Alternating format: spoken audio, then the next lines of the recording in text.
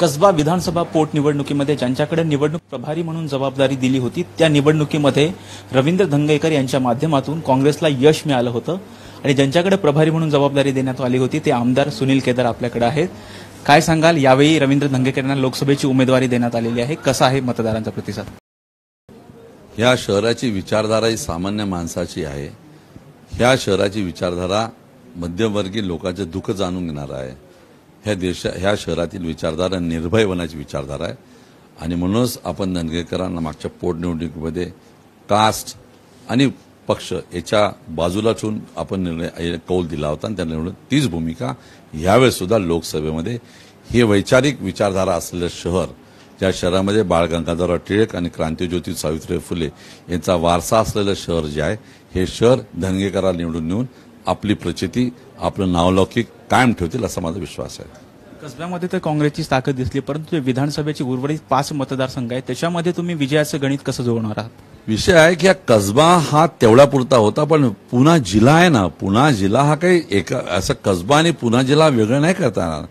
या पुण्या जिल्ह्याचं वातावरण आहे, पुण्या जिल्ह्यातली विचारधारा आहे आणि कुठले काय असलं तरी बाळ गंगाधरराव टिळकांचा आणि क्रांतिज्योती सावित्रीबाई फुलेंचा विचारधारा निवड काय कसब्यासाठीच नव्हती, पूर्ण पश्चिम महाराष्ट्र देशात राज्यात. आणि म्हणून पुण्यामध्ये हे त्यांचं एक असलेलं वैभव आहे, ते वैभव हे पुणेकर टिकवून ठेवतील असा माझा विश्वास आहे.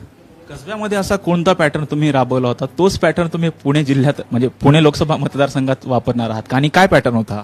कसब्यामध्ये आम्ही पॅटर्न तोच होता की आम्ही सामान्य माणसापर्यंत गेलो, मध्यमवर्गीय लोकांचे दुःख, मध्यमवर्गीय लोकांचे विचार आणि सामान्य माणसाला हा माझा माणूस आहे याच्याची मी प्रश्न विचारू शकतो, हा मला माझ्या सारखाच एक आहे, हा विश्वास निर्माण केला. तोच विचारधारा घेऊन आम्ही आता पुण्यात आलो आहे.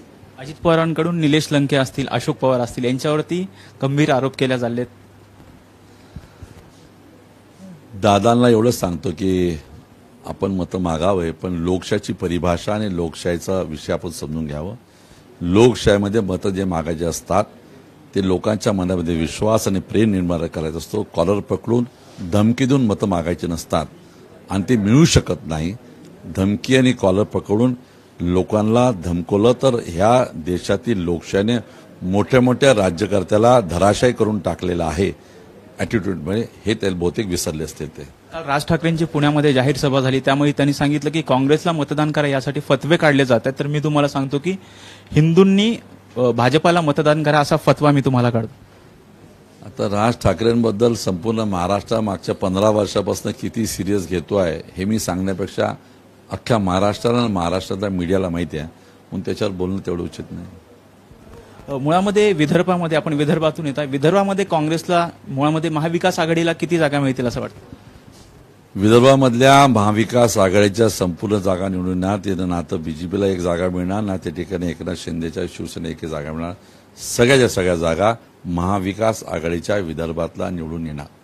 पृथ्वीराज चव्हाण सातत्याने म्हणतात की इलेक्ट्रोल बॉन्डच्या माध्यमातून भाजपाने मोठा भ्रष्टाचार केलाय, यात कितपत तथ्य?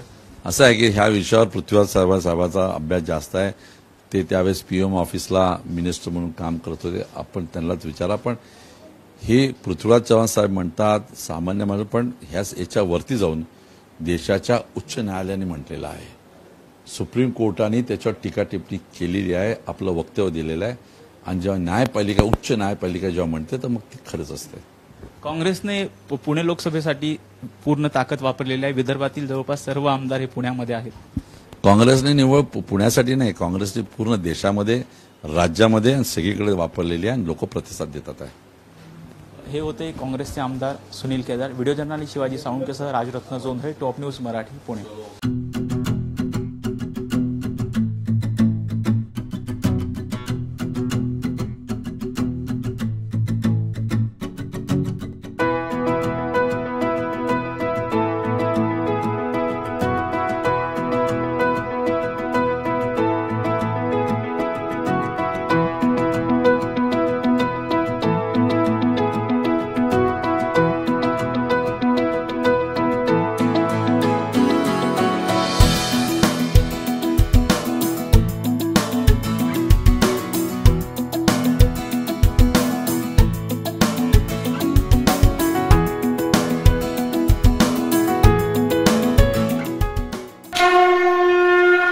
जय भोलेनाथ, जय जय Bholenath.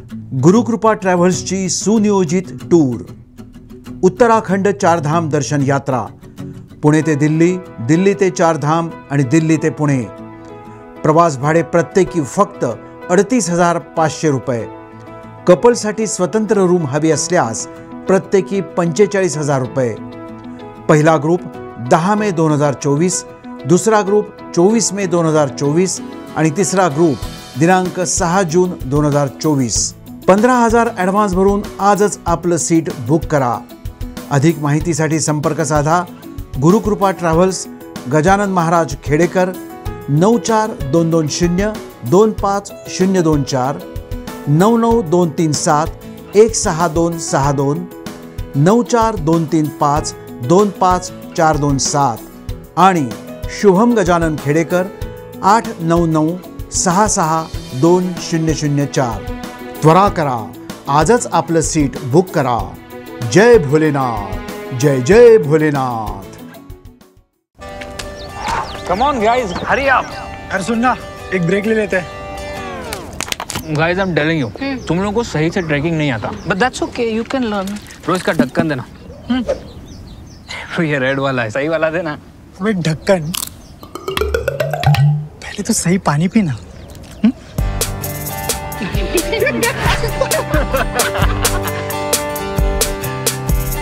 Manikchand Oxyrich, proudly Indian.